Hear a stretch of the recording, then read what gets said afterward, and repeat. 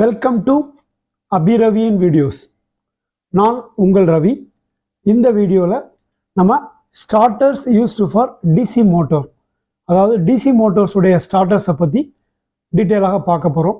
வாங்க வீடியோக்குள்ளே போகலாம். ஃபஸ்ட்டு ஏன் ஸ்டார்டர் தேவைப்படுகிறது? இது ஏசி மோட்டார், டிசி மோட்டார் எல்லாத்துக்குமே இதே கொஸ்டின் தான்.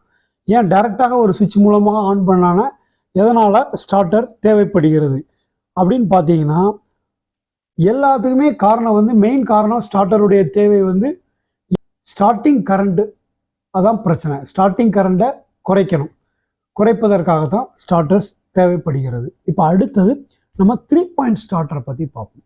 அது என்ன 3 பாயிண்ட் அப்படின்னு பார்த்தீங்கன்னா, 2 பாயிண்ட் ஸ்டார்டரில் பார்த்தோம். அதில் 2 கனெக்ஷன் பாயிண்ட்ஸ், ஒரு இன்கமிங் ஒரு அவுட் கோயிங் இருந்துச்சு. இதில் 3 பாயிண்ட் இருக்குது. அதனால் இது 3 பாயிண்ட் ஸ்டார்டர்னு சொல்லுவாங்க. அது என்ன 3 பாயிண்ட்னா, ஒன்று இன்கமிங் டிசி சப்ளை, ரெண்டாவது அவுட் கோயிங் நம்ம பார்த்தோம் இந்த ஆர்மச்சூருக்கு போகிற அவுட் கோயிங், மூணாவது இன்னொரு அவுட் கோயிங் ஃபீல்டு காயில். இப்போ ஒரு ஷண்ட் மோட்டர்னு எடுத்துக்கிட்டிங்கன்னா, ஷண்ட் மோட்டரில் ஃபீல்டு காயில் தனியாக சப்ளை இருக்கும். அந்த சப்ளை போகிறதுக்காக இன்னொரு ஒயர் இருக்கும். ஸோ இது 3 பாயிண்ட்ஸ் இருக்கிறதுனால இதுக்கு பேர் 3 பாயிண்ட் ஸ்டார்டர்னு பேர். இதுலேயும் அதே தான், ஒரு மூவபிள் ஆர்ம், காண்டாக்ட் ஆர்ம் இருக்குது. அது ஒரு ஸ்ப்ரிங்கால் லோட் பண்ணப்பட்டிருக்கு. அந்த காண்டாக்ட் ஆர்மில் சாஃப்ட் அயர்ன் கீப்பர் இருக்குது, இந்த மேக்னெட்டில் போய் ஒட்டிக்கிறதுக்கு. அப்புறம் studs, copper studs, resistance, series resistance எல்லாமே இருக்குது. அது தவிர ஹோல்டிங் காயில், அதாவது நோ வோல்ட் காயில் ஒன்று இருக்குது, இதை ஹோல்ட் பண்ணிக்கிறதுக்கு. அப்புறம் ஓவர்லோடு காயில் ஒன்று இருக்குது.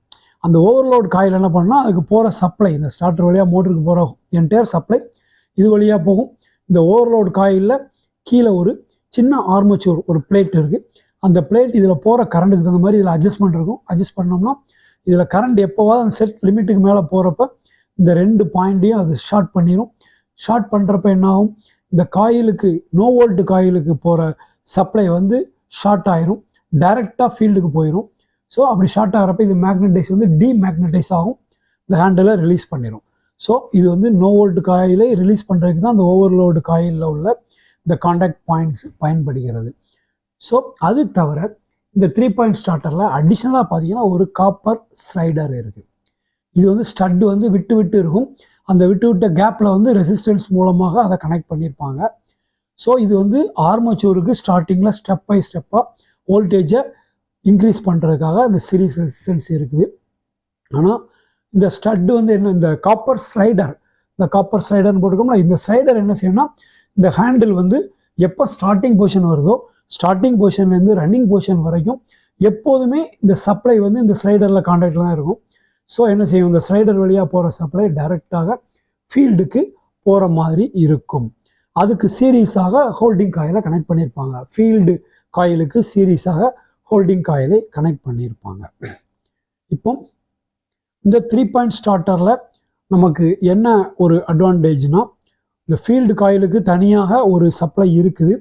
இதான் ஒரு 3 பாயிண்ட் ஸ்டார்டருடையது. இது டிசி ஷண்ட் அண்ட் காம்பவுண்ட் மோட்டார்ஸுக்கு பயன்படுத்தியிருப்பாங்க. இதில் ஓவர்லோட் ப்ரொடெக்ஷன் இருக்குது. இந்த ஸ்டார்டரில் என்ன அட்வான்டேஜ்னா, இந்த ஃபீல்டுக்கு சில சமயங்களில் இந்த ஃபீல்டு ஓப்பன் சர்க்கியூட் ஆயிரும். ஃபீல்டுடைய வைண்டிங் காயில் ஓப்பன் ஆகிருக்கும், அதனுடைய டெர்மினல்ஸ் லூஸ் கனெக்ஷனில் ஏதோ ஒரு இதில் ஓப்பன் ஆகியிருந்தால் இந்த ஃபீல்டு இல்லாமல் இந்த ஆர்மச்சூர் ஓடும். அப்படி ஓடுறப்போ ஆர்மச்சூர் வெரி ஹை ஸ்பீடில் ஓடும். அப்படி ஓடக்கூடாதுங்கிறத தவிர்ப்பதற்கு என்னென்னா, இந்த நோ வோல்ட் காயிலை இந்த ஃபீல்டுக்கு சீரீஸாக கனெக்ட் பண்ணியிருக்காங்க. ஸோ இந்த ஃபீல்டு ஓப்பன் சர்க்கியூட் ஆச்சுன்னா அந்த நோ வோல்ட் காயிலுக்கும் சப்ளை போகாது. ஆட்டோமேட்டிக்காக ரன்னிங்கில் இருக்கிற மோட்டருக்கு சப்ளையை டிஸ்கனெக்ட் பண்ணிடும். ஸோ மோட்டோர் ஆஃப் ஆயிரும், இந்த ஹேண்டில் ஆஃப் பொசிஷனுக்கு வந்துடும். ஸோ அது இந்த கண்டக்டரில் ஒரு அட்வான்டேஜ். அடுத்தால இந்த ஓவர்லோட் ப்ரொடெக்ஷன் நமக்கு நார்மல் ரன்னிங் லோடை விட லோடு அதிகமாக ஓடுதுன்னா இதில் இருக்கிற இந்த சின்ன ஆர்மச்சூர் பிளேட் இந்த 2 பாயிண்ட்டையும் ஷார்ட் பண்ணும். இந்த 2 பாயிண்ட்டும் பாருங்கள், இந்த காயிலுக்கு பேரலாக உள்ள பாயிண்ட்ஸ். ஸோ இந்த காயிலுக்கு போகிற சப்ளை கட் ஆயிரும், ஃபீல்டுக்கே டைரெக்டாக சப்ளை போகும், ஆட்டோமேட்டிக்காக டீஎனர்ஜைஸ் ஆயிரும். ஸோ இப்போ இதனுடைய பொசிஷன்ஸை பார்ப்போம். இது ஆஃப் பொசிஷன், அடுத்தால ஸ்டார்ட் பொசிஷன், எல்லாமே சீரீஸாக ஆர்மச்சூருக்கு போகுது. இங்கே காண்டாக்ட் ஆனதுனால இந்த ஸ்லைடர் வழியாக ஃபுல் வோல்டேஜ் ஃபீல்டுக்கு போகுது. ஸோ ஸ்டார்டிங் டார்க்கு ரொம்ப நல்லாவே இருக்கும்.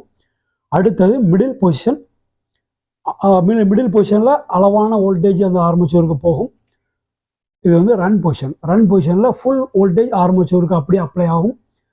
இங்கே வந்து இந்த காயில் வந்து இந்த மூவபிள் காண்டாக்ட் ஆர்மை ஹோல்ட் பண்ணி பிடிச்சிக்கணும்.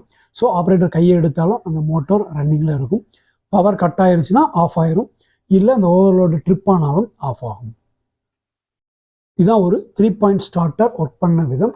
அதை ஒரு அனிமேஷனாக அது எப்படி ஒர்க் பண்ணுதுன்னு நம்ம பார்க்கலாம். இப்படி மூவ் ஆகுது, குறைஞ்சிக்கிட்டே வருது, ஆர்மேச்சர் ஓட ஆரம்பிச்சிருச்சு, அவ்வளோதான். இது ஒரு 3 பாயிண்ட் ஸ்டார்டர் ஒர்க் பண்ண விதம்.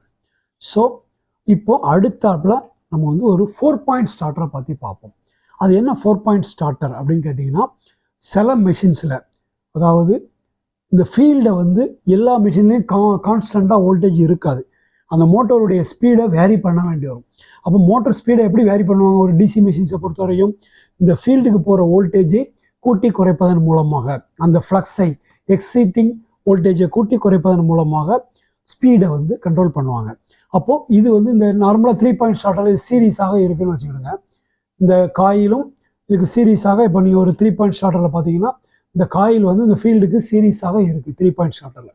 அப்படி இருக்கிறப்ப இதை ஒரு வேரியபிள் ரெசிஸ்டன்ஸ் மூலமாக இதுக்கு வர்ற வோல்டேஜை கூட்டி குறைக்கிறப்ப என்ன ஆகும்? இதில் போகிற கரண்ட் குறையும், ஆட்டோமேட்டிக்காக ஃப்ளக்ஸு குறையும், ஸ்பீடும் குறையும்.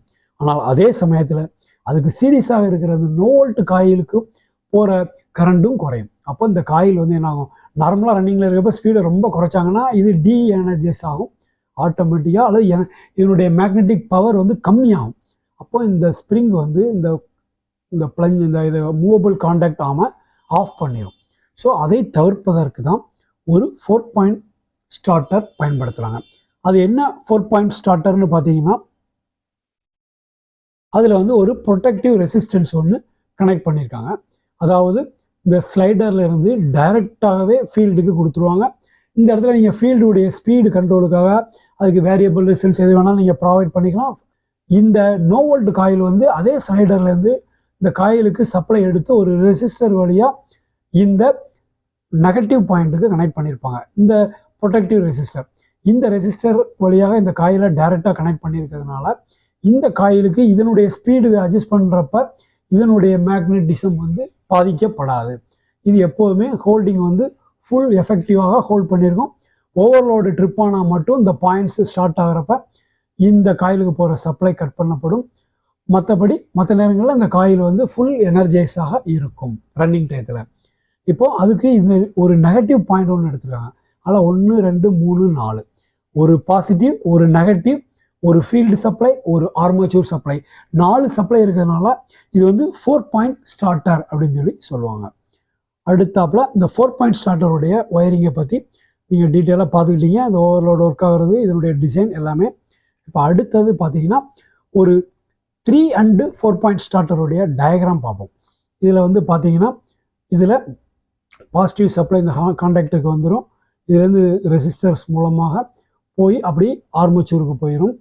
இன்னொன்று வந்து ஃபியூஸுக்கு இந்த ஹோல்டிங் காண்டாக்ட் வழியாக ஃபியூஸுக்கு டைரெக்டாக போகிற மாதிரி இருக்கும். இந்த சுவிட்சை 4 பாயிண்டில் போடுறப்ப இந்த காண்டாக்ட் வழியாக வந்து இந்த ரெசிஸ்டர்ஸ் வந்து இதுக்கு டைரெக்டாக வந்துடும். இந்த ஃபீல்டு சப்ளை டைரெக்டாக இதுக்கு போகிற மாதிரி இருக்கும். இதுதான் ஒரு 3 and 4 பாயிண்ட் ஸ்டார்டருடைய கனெக்ஷன் டயக்ராம். இப்போ மெயின்டெனன்ஸ் ஆஃப் ஸ்டார்டர்ஸை பற்றி பார்க்கலாம். அதில் வந்து மெயினாக வந்து இந்த மூவபிள் காண்டாக்ட் ஆர்ம் இருக்குது. இப்போ இது வந்து ரன்னிங் பொசிஷனில் இருக்குது. இந்த காண்டாக்ட் ஆர்முக்கு டென்ஷன் ஸ்ப்ரிங் இருக்குது. இந்த ஸ்ப்ரிங்குடைய டென்ஷன் நிறைய ஆப்ரேட் பண்ணி ரொம்ப நாள் ஆனிச்சுன்னா அந்த டென்ஷன் போகிறதுக்கு வாய்ப்பு இருக்குது. அப்போ அந்த ஸ்பைரல் ஸ்ப்ரிங்கை வந்து நம்ம மாற்றணும். இல்லைன்னா பவர் போனால் கூட இந்த காண்டாக்டை வந்து ஆர்மை வந்து கீழே பார்க்க ரீசெட் பண்ணாமல் இருக்கும். அப்படி இருக்குன்னா அந்த டென்ஷன் ஸ்ப்ரிங்கை மாற்றணும். அதில் அப்பப்போ ரெகுலராக ஒர்க் பண்ணுதான்னு மெயின்டெனன்ஸில் செக் பண்ணிக்கணும். அடுத்தால இந்த ஆக்சிஸில் வந்து ஒரு வாஷர்ஸ் போட்டு டைட் பண்ணியிருப்பாங்க. ஏன்னா இந்த ஸ்லைடர்லேயோ ஸ்டட்லேயோ வந்து இந்த மூவபிள் காண்டாக்ட் ஆர்ம் டைட்டாக மாட்டிக்கணும். ஏன்னா அது வழியாக தான் கரண்ட் பாஸ் ஆகிறதுனால இதை வந்து இதனுடைய இந்த வாஷர்ஸு ப்ராப்பராக போட்டு ப்ராப்பர் டென்ஷன் கொடுக்கப்பட்டிருக்கிறதா அப்படிங்கிறதையும் மெயின்டெனன்ஸில் பார்க்கணும். அடுத்தது இந்த நோ வோல்ட் காயில் அதனுடைய வேல்யூ கெப்பாசிட்டி கரெக்டாக இருக்கான்னு அப்பப்போ செக் பண்ணிக்கணும். அது வந்து சேட்ரிங் ஆகும். சில சமயங்களில் ஹம்மிங் சவுண்டு, சேட்ரிங் விட்டு பிடிக்கிற மாதிரி சவுண்டு இருந்தால் இந்த காயிலுடைய ஃபேஸ் எல்லாம் க்ளீன் பண்ணி போடணும். அப்படியும் இல்லைன்னா அந்த காயிலை ரீப்ளேஸ் பண்ணணும். அடுத்தால ஓவர்லோடு காயில், இதில் வந்து இந்த ஆர்மேச்சர் அட்ஜஸ்ட்மெண்ட் இருக்குது. கரண்ட்டு செட்டிங் தந்தாலும் இதில் ஒரு ஸ்க்ரூ இருக்கும். அதை நம்ம அட்ஜஸ்ட் பண்ணி கரெக்டான கரண்ட்டில் அந்த மோட்ரு ஓடுதா, ஓவர்லோடான ட்ரிப் ஆகுதா அப்படிங்கிறதையும் நம்ம மெயின்டெனன்ஸில் ரெகுலராக என்ஷூர் பண்ணிக்கணும். இதுதான் மெயின்டெனன்ஸ் ஆஃப் ஸ்டார்டர். இதுவரையிலும் இந்த வீடியோவில் நம்ம டிசி மோட்டர் ஸ்டார்டர்ஸ் 3 4 ஸ்டார்டர்ஸை பற்றி டீட்டெயிலாக பார்த்தோம். இந்த வீடியோ உங்களுக்கு நல்லா புரிஞ்சிருக்கும்னு நம்புகிறோம். உங்களுடைய கமெண்ட்ஸை எங்கள் கமெண்ட்ஸில் ஷேர் பண்ணுங்கள். இது வரைக்கும் எங்கள் சேனலை நீங்கள் சப்ஸ்கிரைப் பண்ணலைன்னா சப்ஸ்கிரைப் பண்ணிக்கிடுங்க. அப்போ தான் எங்களுடைய ஒவ்வொரு புது வீடியோக்களும் உங்களுக்கு உடனே நோட்டிஃபிகேஷனில் வரும். தேங்க்யூ ஃபார் வாட்சிங் அபி ரவியின் வீடியோஸ். Thank you very much.